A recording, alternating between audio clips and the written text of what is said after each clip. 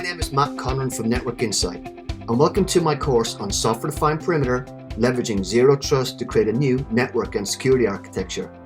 I'm a lead network and security architect based in Ireland. In this course, we're going to discuss why we need to move to zero trust software-defined perimeter. This boils down to a number of reasons, and one of the main ones is that our network and security architecture has not evolved to be in line with today's environment. We will also discuss the functions of software-defined perimeter and the benefits it offers, such as microsegmentation, dynamic microperimeters, and identity-driven access control, just to name a few.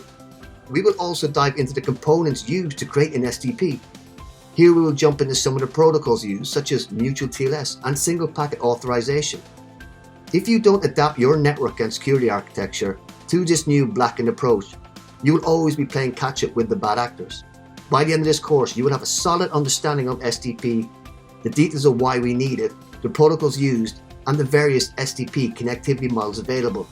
I hope you join me on this journey to learn software-defined perimeter. With this software-defined perimeter, leveraging zero trust to create a new network and security architecture course at Pluralsight.